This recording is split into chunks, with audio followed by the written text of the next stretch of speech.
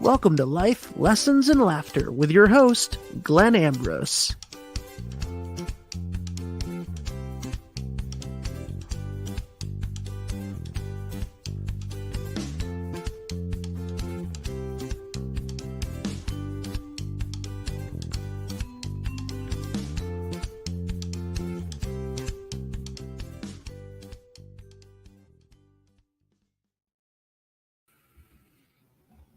Hello. Happy day or evening, or sometimes I think I should have a different greeting, but I record these, so God only knows if it's morning, evening, whatever. I guess you guys usually watch them in the evening because I stream them on Mondays at 6, but then you listen to them all kinds of different times. So whatever time it is for you, happy that. So today I'm going to discuss emotional attachment, which is something that we all have to deal with. We all have to interact with that because, a lot of things that I teach are how to handle situations appropriately, practically, to how to shift perspectives, to interact with life easier, things like that. But it's the implementing these things that is the most important. Listen to a podcast is easy. It's just another form of distraction. It's wonderful. And it can even help you navigate your way around staying stuck. It's just because listening to podcasts or reading books or watching videos or whatever you do, like if they're positive messages, then you're going to experience positive feedback, like you're doing something good, because you're exposing yourself to something good. But if you don't implement it, that's just a Band-Aid on a broken leg. So it doesn't actually change anything. It's the implementation that's important, otherwise just it's a nice form of distraction. So when it comes to implementing things, it's important. I guess I think most people are aware of this. It's just how to navigate it. So, it's harder to implement things the more emotionally attached you are, the more emotionally invested you are in the situation or the person or the people or whatever. So or the animal. You could be emotionally invested in your dog, and it's hard to train your dog. It's hard to do what's best for your dog because you love your dog so much. There's all this emotion. See, same with your children, same with your career. Oftentimes if people have their own business, and even if it's not your business, but you really love your career, if you love something, that's an emotional attachment. So emotion clouds our vision. It pulls us away from the logic, the intellect.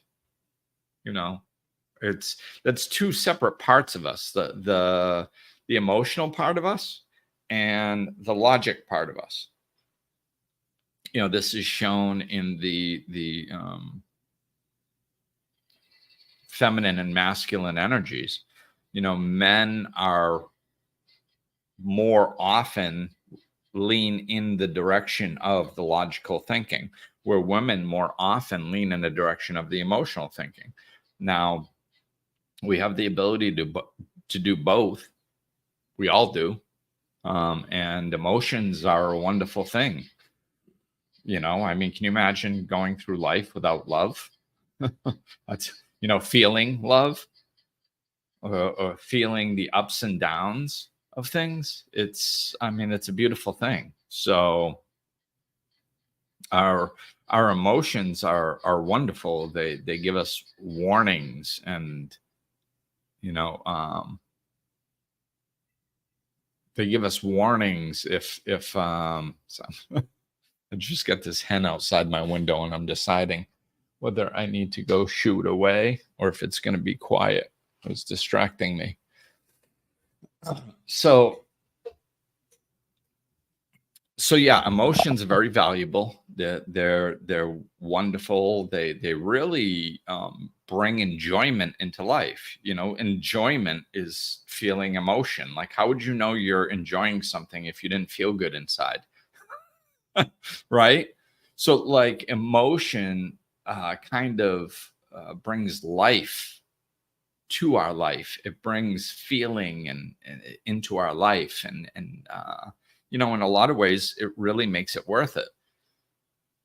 So emotions are beautiful, wonderful, wonderful things, but they are horrible at making decisions because they're not logical. Like, they don't. It's like I said in the opening, it's basically two different ways of functioning. Okay, so emotions are wonderful for feeling life and getting lost in life and like really living. When you're in the moment and you're really enjoying something, enjoyment is a version of emotion. So it's and like I said, love and all this stuff that, like, life would be so bland without it. It's we need it. It's beautiful, but it's really bad at making decisions. It's not a decision making technique. Like, my father explained to me years ago how he made decisions. And the reason I'm bringing this up is because he sprinkles some emotion into it, which is nice. um, he says that basically he does his due diligence, he does his research, and that's logic, right? So as he's doing his research, then sometimes if he has two options, we're going to keep it simple. Then one option becomes glaringly obvious that he should take that option. Well, then he does. But if during his research, he kind of does a bunch of research and it's close to 50-50, maybe 60-40, whatever, 50-50, right around there.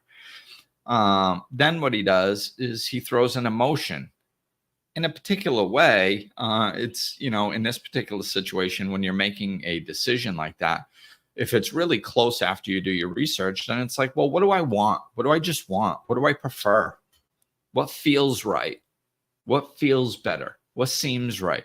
Oh, okay, this one. Well, I'm going to do that. So he just does that. Whatever one feels better. If it's close after doing the research, right?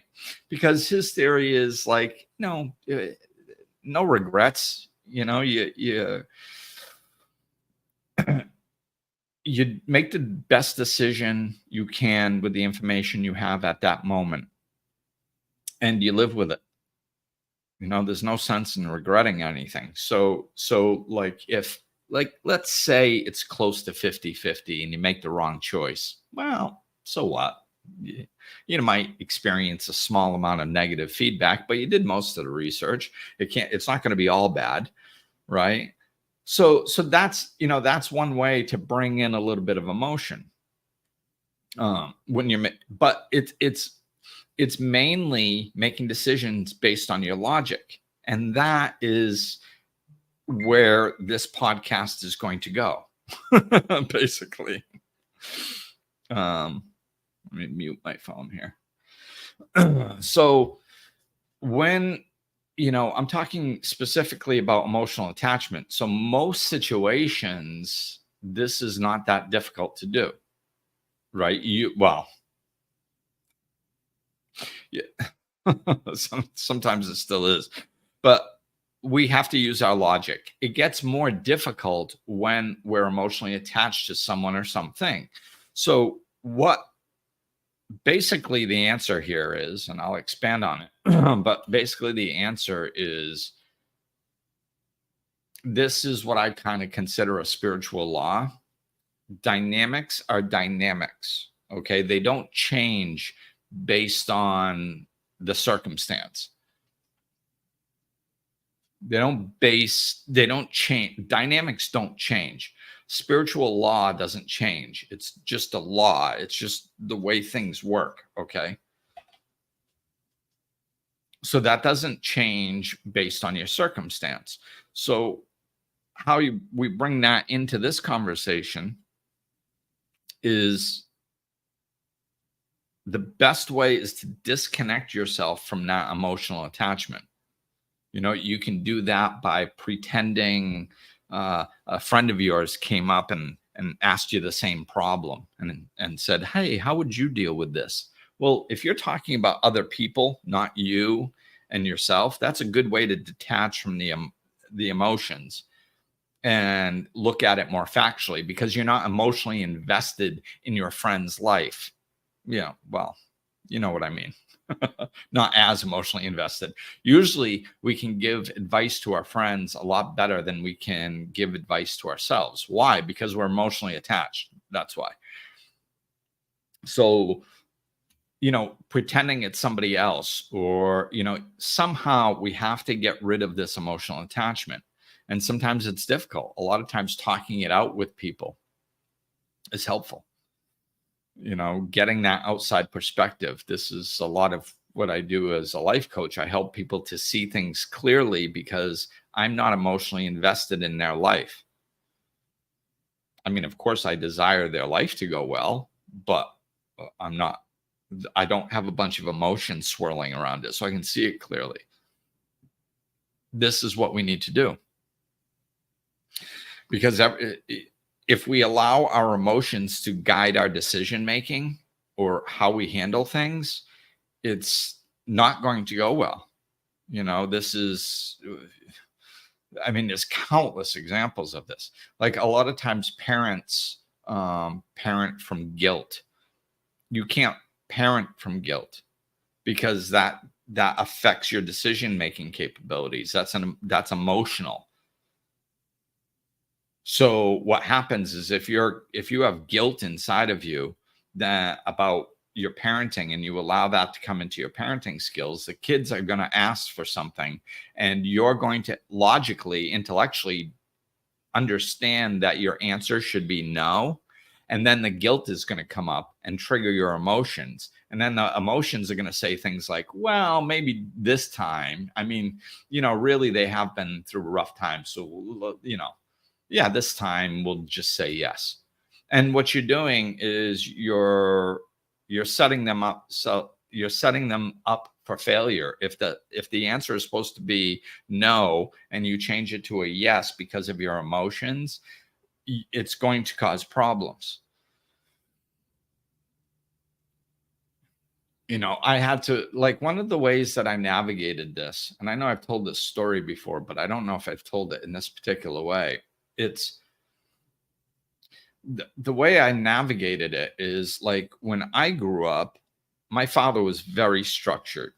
It was basically, and I'm sure there are variables that I don't understand, or I should say I don't remember.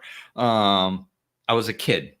This is just my perspective. I'm sure my father wasn't 100% like this, but it was very structured. And basically the answers were always yes, or the answers were always no. There was a great deal of consistency, which is good in a lot of ways, but it didn't feel like there was any leeway for I don't know, the flow of life or something. So when I became a father, I saw the value in consistency because I had experienced it, but I also saw the rigidness that I wanted to loosen up on. So I wanted, most of us want to parent differently, or at least somewhat differently. So I didn't want the answer to be no all the time when my son asked me to get a candy bar or a Matchbox car at the grocery store or whatever, you know. So I wanted to leave a little flexibility in there. So every once in a while, this kid could get something and it could make his day and he could get all excited. Right. Now, most of the time, I don't think that that's necessary. Like, I don't think you have to reward a kid for going to the grocery store. It's just part of life. So I didn't want to use it like that. I just figured every once in a while, a special treat is nice. Let's do a special treat. That's nice, right?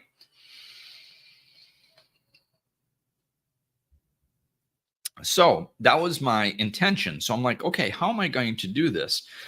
I said, well, how am I going to know whether I say yes or no if I don't have the answer there, and I don't want to lead with emotion, because then the answer will probably always be yes, because I want him to be happy and he wants something, so I want to give it to him. That's emotional, right?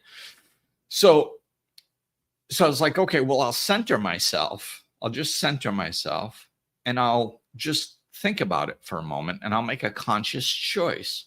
Maybe I'll consider things like, has he gotten something the last several times? Has it been a while since he's gotten something? Does he want food? Are we going to eat right after this? Just factual little pieces of information. And I'll just be like, I'll make a decision based off that. Something like that. And if I don't really have any information like that, I'll just, when I'm centered, I can do things by intuition. Just what seems right. That's different than emotional. Okay. I don't know. I was just talking about this. I don't know if I did a podcast on it or not, but there's a big difference between intuition and emotions. Like, when I say what feels right, I'm talking about intuition, what seems right. When I'm centered and I'm like, if I put my attention on a question, like, should I do this or should I do that? A lot of times I can get an intuitive hit that one of them kind of seems right and one of them seems wrong. Maybe seems is a good word to use, because it's not so much a feeling, but yet it's a body knowingness as opposed to an emotional feeling. And it's not an intellectual thing. So, but I won't go too far down that road. So I might get an intuitive hit, or I might make choose the answer out of, facts surrounding the situation. So once I'll make my decision that way. And that way, sometimes the answer will be yes, and sometimes the answer will be no. So there's the flexibility of life. That's how life is. It's not all one way all the time. It's flexible. It flows. There are surprises in life, right? So I wanted to include that. I didn't want to be so strict to not include any fluctuation or flow. So I make the decision and then I stand in that decision. And I never, once I say yes or no, I never change that. So that was basically my process. Now, of course, as soon as I started doing this with my son, he did what all children do. Tries to get what he wants. That's what kids do. Nothing new. And it's going to be happening for many years. Kids try to get what they want. So they try to manipulate, push, whatever the heck they can do to try to get what they want. So, and they know you love them. So they're not really worried about backlash. What are you going to do, So my son starts going, please, I say no. If I say yes, everything's fine. But if I say no, please, please, please, please. And I stopped and I explained to him, I says, well, I can't, I said no. I said, so I can't say yes now. can't say yes now. And he says, well, sure you can. You can just change your mind. I says, no, because think about what's going to happen if I change my mind. I thought about it. I didn't just give you I didn't just say no just to be a jerk without thinking about it. I thought about it and I gave you a thoughtful answer. And that thoughtful answer is no. So if I change my mind at this point, it is no longer about the candy bar. What it's about is me changing my mind. So what's going to happen is if I say no, and then you say, please, please, please, and then I go, okay, you can have it.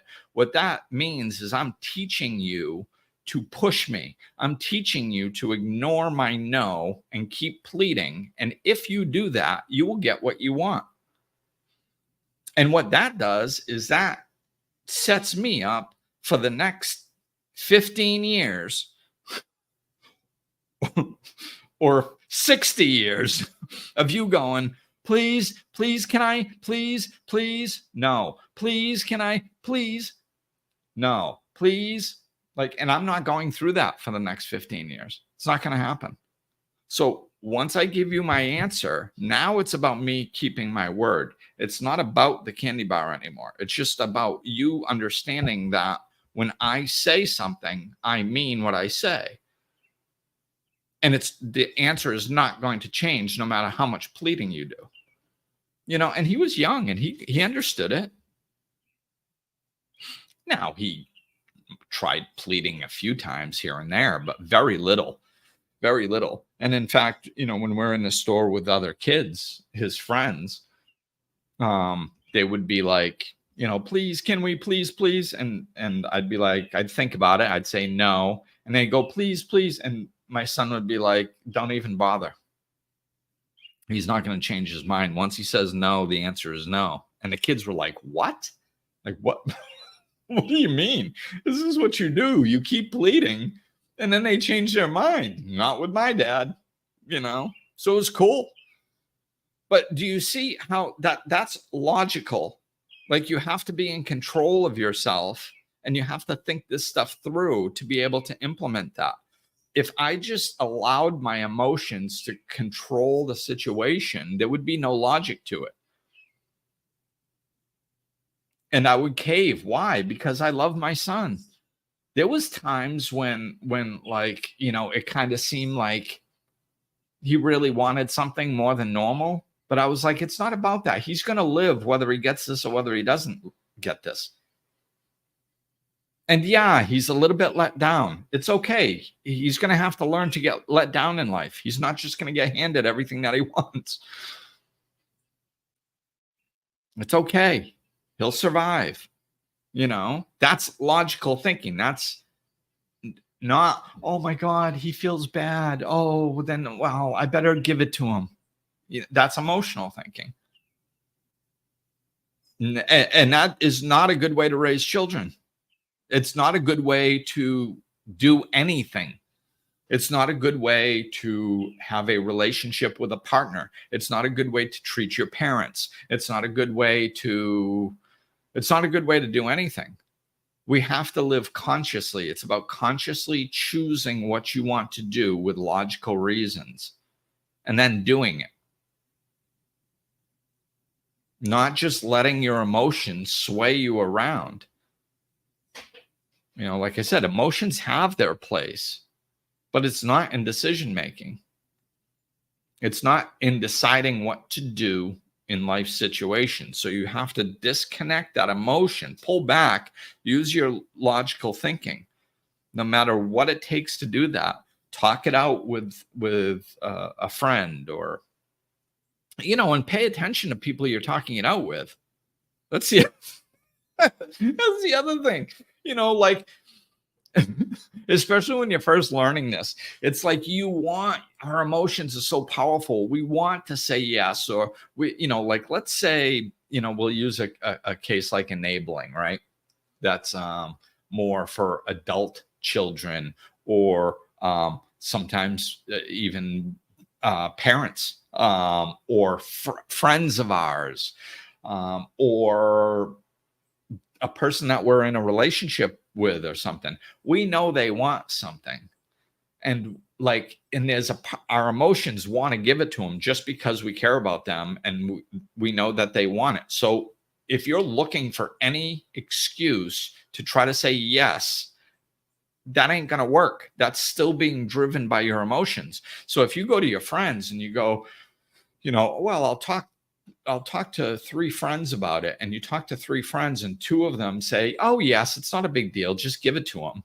And one friend says, no, you probably shouldn't because of this, and this. And you go, well, 2 friends said that I should, and one friend said that I shouldn't. So I'm going to go with the 2 friends.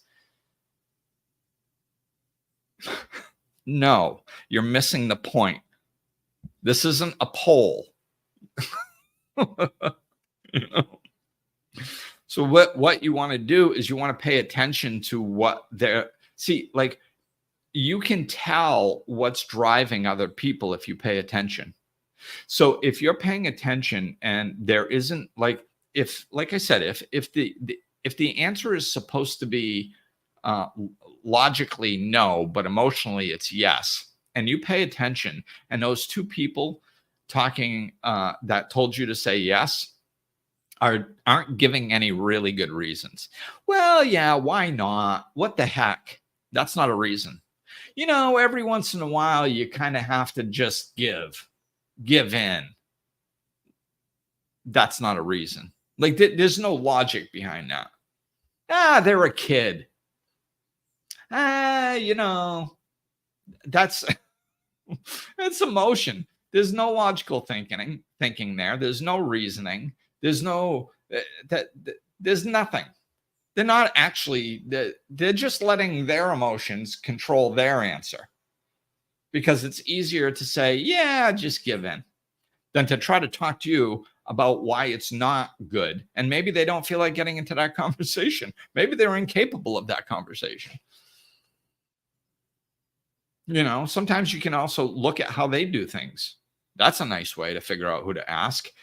Put a little space before you ask anybody and think about what they do in their situations. Because you can probably see it in them better than you can see it in yourself. So you're like, oh, you can see that people that make emotional decisions, usually because their life is very hectic. There's crap going everywhere and there's no structure to it. It's all over the place because they're letting their emotions ride things. And their relationships suffer because there's no thinking behind what they do. They just run around leading with emotions all the time.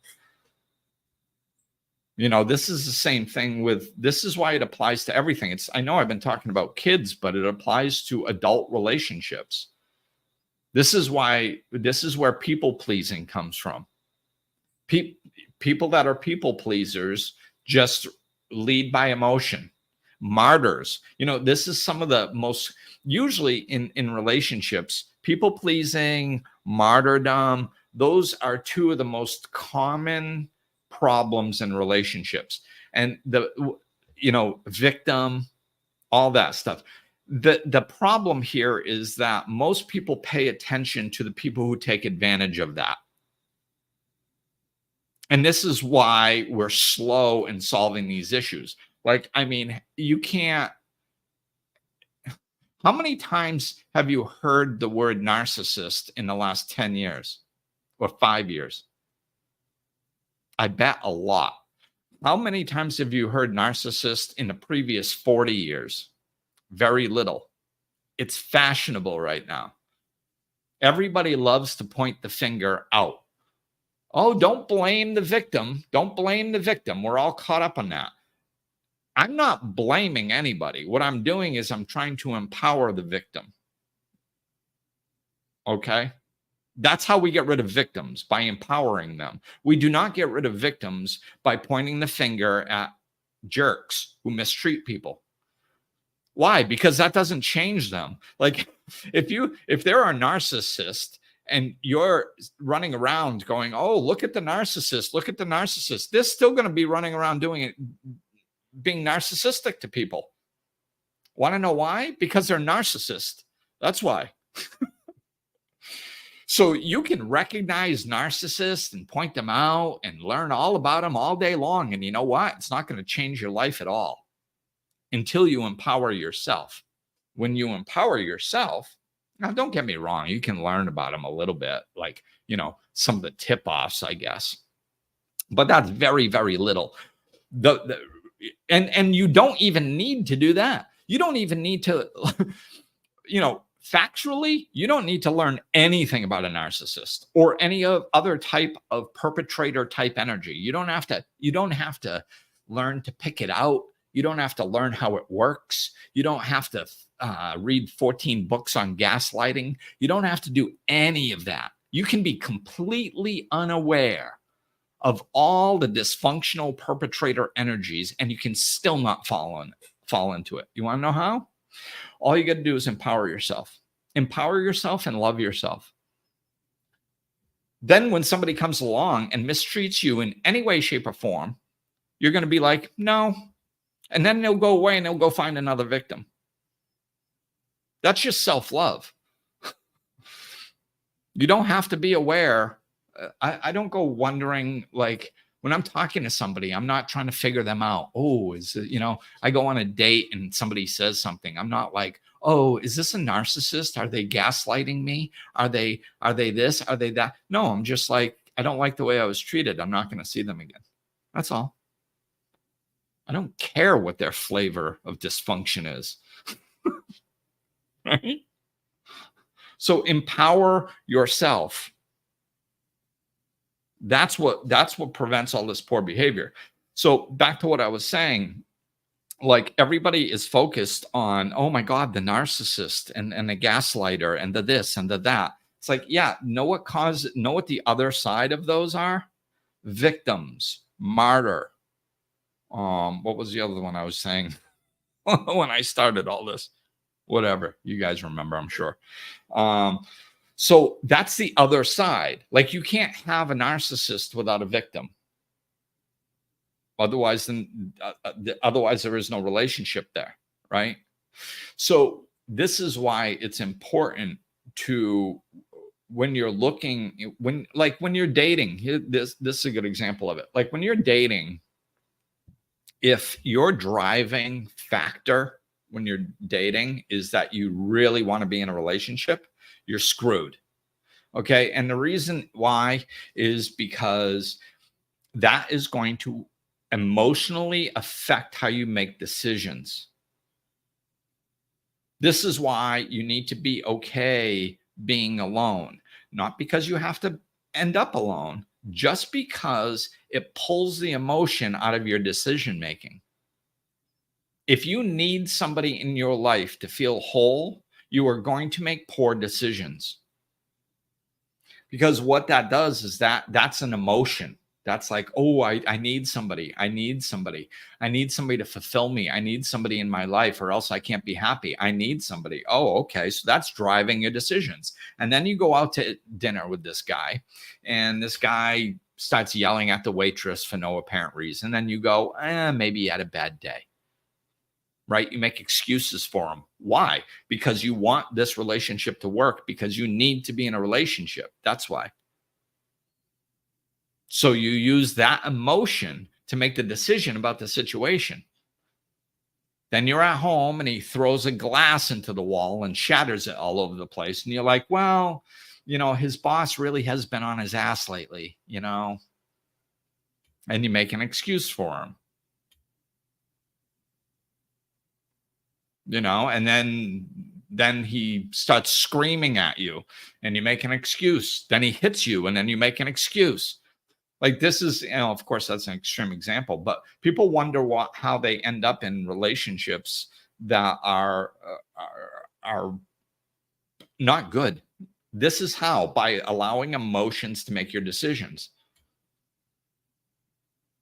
If you clear out that emotion and make your decisions with your intellect, if he starts yelling at some waitress or something, and I'm, let's be fair here. Every once in a while, somebody misbehaves. Okay. The people are shocked to find out that I'm human. Like,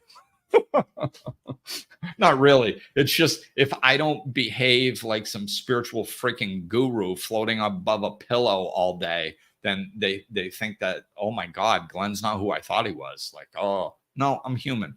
So we all make mistakes. It's just patterns that you got to watch out for. If people are consistently behaving in a particular way, don't rationalize that away because you want to be in a relationship. So if you like, and you don't like the you have time in most situations to put space between you and the decision. That's the best way to get the emotion out of it. So don't try, until you get better at it, don't try doing it right in the middle of a situation. Just put some space. Hey, can I get back to you on that? Or like, let's say you're out to dinner and, yells at the waitress or something. Whatever. Try to make the best of dinner. Move on with your night. Don't make it uncomfortable. And then you can go home and think about it later. Be like, okay, is this a pattern of behavior that I'm seeing with this person? Well, no. This is, I've seen this person many times or several times at least. And this was one isolated incident. Okay. No big deal. We'll just put it in the logical memory bank and we'll leave it there. No big deal. Everybody has a bad day.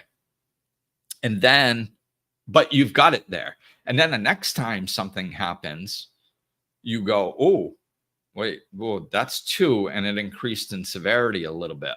Like, see, this is the beauty of time. If we use time in our favor, it will show us because nothing stays the same. Everything changes. Right. So like things like if somebody has a pattern of poor behavior, they're going to show on themselves, especially if you're relaxed and you're not judging them every second. Then they feel more free to be themselves and you can pick out on patterns a lot quicker. So it's just patterns we're looking for. And to be able to be aware of patterns, what you need to do is you need to be able to use your logical brain and not allow your emotions to dismiss this stuff. See, that's the difference. So like, let's say, we'll stay with the dating example. Let's say you're dating somebody and you've been on 20 dates with this person. It's getting serious and all this stuff. And you look back, and if you have been emotionally dismissing his behavior or her behavior because you want to be in a relationship, then what happens is you just got better at dismissing things. Like the slate is kind of clean after 20 dates. Why? Because you're not holding on, you're not remembering anything. You're not really looking for patterns. What you're looking to do is to not see patterns. Because if you don't see patterns, you get what you want, which is a relationship. If you do see patterns, you do not get what you want.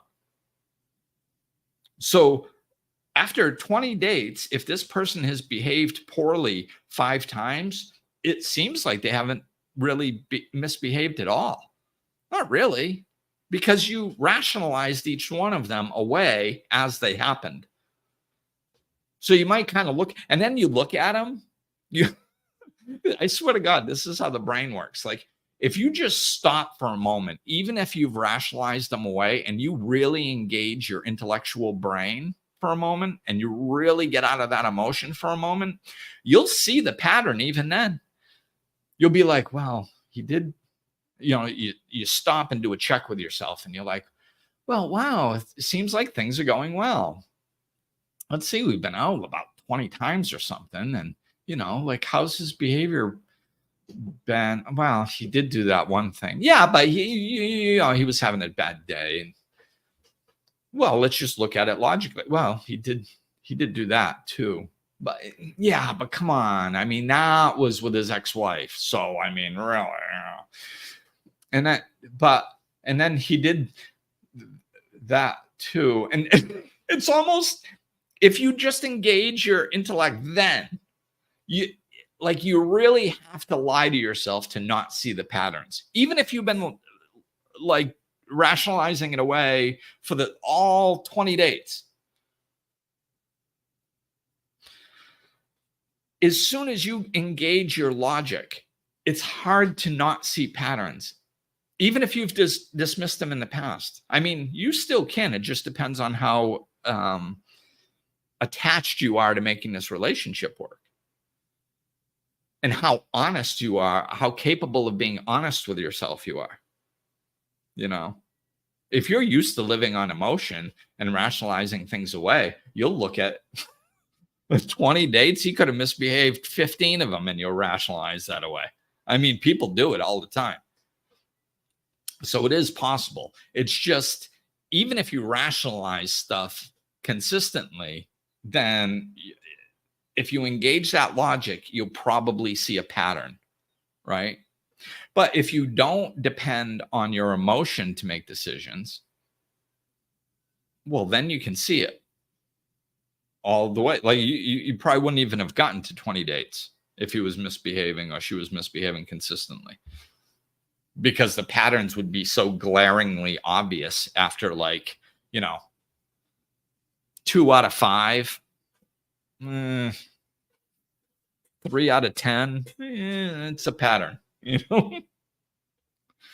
So if you disconnect that emotional attachment to the situation, you have to be okay either way. So in dating, you have to be okay being alone or being in a relationship. And then you can let whatever's supposed to happen, happen. It can't be, well, I feel good around them. So, like,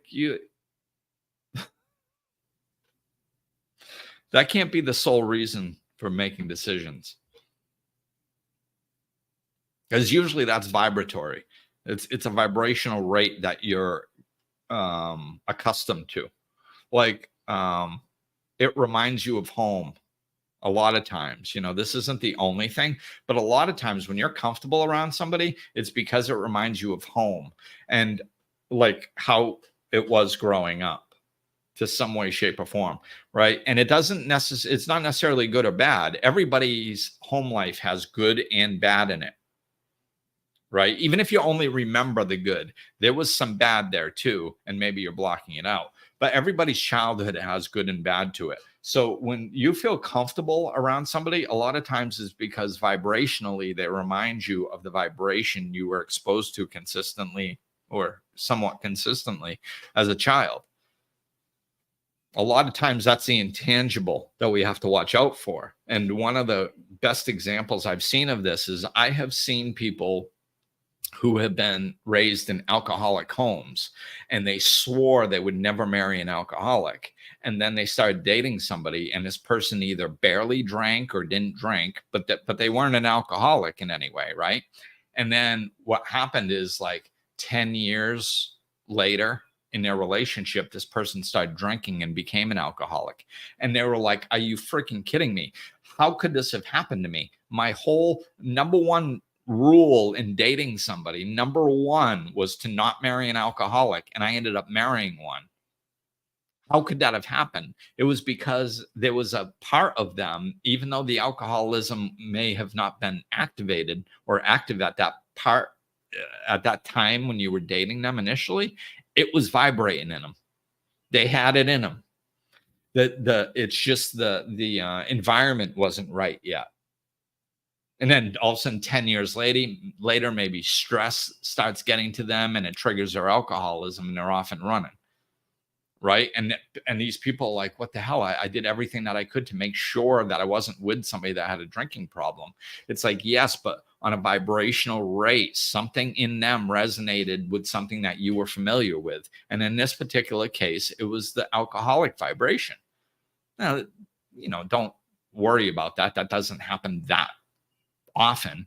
My point is that when we meet, if I meet 5 women and one of them vibrates like, oh, wonderful, wonderful, wonderful, wonderful. Ooh, this one. There's something in that person that is resonating with me. And it has something to do with vibration. Now, I've done a lot of work on myself, so hopefully it's whatever is resonating with me is resonating with me because it's resonating with the healthy vibrational rate that I am at this particular moment. The more work we do on ourselves, the more likely that's the case. The more unhealed stuff we have, the more often that we recognize a dysfunctional vibration in somebody. But we don't know what it is on a conscious level. It's just we seem to feel good around them. This is, again, why emotions are not good decision makers. We need to bring in logic. Logic can navigate this. Hey, wait a minute here. Wait a minute. Like, what? Let's not just go by feel. Oh, I feel comfortable around them, so therefore they must be the right one. No, that's sheer emotion. And if you let that alone, I mean, it's okay to bring that in, but you can't dismiss everything else. So if you have logical reasons why this person's a good match and you feel comfortable around them, great. But if you have logical reasons why they're not a match and you feel good around them and you let the good around them trump, oh my God, I guess we're not supposed to use that word anymore. Well, anyway, I just used it. So if we're not supposed to, if we can't have that override the emotion, right? So we have to have the intellect is the decision maker. The emotion is not. Then we can bring in here's our full circle moment. Then we can bring in the emotion. Once we look at it logically, then we can bring in an emotion, say, okay, how do I feel around this person? Do I feel good? Yes. Okay, cool. That can be like the deal maker as opposed to the deal breaker, right? That can be the deal maker, but like as far as that tips the scales when you're trying to decide if you want to stay with this person or not, right? So we're going to have the emotion. We just have to understand that the emotions are not good decision makers. We have to put some space in between us and the situation and figure out logically what we should be doing. And a lot of times we can do this by looking at other situations. Like I was saying in the beginning, dynamics don't change, right? So like, let's say you're at work and a coworker is disrespecting you, right? And you don't want to allow that anymore. You have no emotional attachment to this coworker. So what you do is, let's say in this situation, it makes sense to talk to this person and say, hey, listen, like, I don't really like it when people disrespect me. Please speak with me. Whatever, I'll just take a real life example. One time I was working with somebody that I wasn't getting along with, and they did something that I felt was very disrespectful and out of line. So I sent them an email and I said, hey, please don't do this. Just stay focused on you. I'll stay focused on me. And then hopefully we can have a good working relationship, So to me, that was the appropriate action to take in that situation. And I could see it because I wasn't emotionally attached to this person. I don't really care if they were upset with me or whether they weren't upset with me, which gave me the freedom to be able to handle that situation in a way that I felt was appropriate. That is a dynamic. I'm not emotionally attached to them. So therefore, I have the freedom to either stand up for myself or to not stand up for myself, because I can handle the consequences with either one of those. That's what we're looking for. We're looking, if we have an emotional attachment, we don't have that freedom to choose either or. So if you're trying to figure out if you have an emotional attachment to a situation, all you got to do is play both sides of the coin. Am I going to be okay if this happens? Oh, sure, that's fine. I'd like that to happen. Okay, am I going to be okay if this happens? Oh, no, I'm not. That would be absolutely horrible. Oh, well, then you're probably using emotion to make sure that doesn't happen. You see? So we'll bring this back into the relationship thing I was talking about. If you need to be in a relationship to be happy, then then you're going to make poor decisions, right?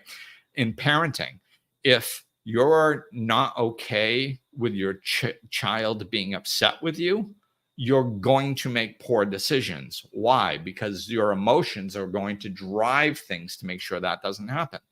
So like with the kids, you can go, okay, if my kid wants me to buy them a car. Okay. So if I say yes, they'll be happy. Sure. If I say no, they're going to be upset with me.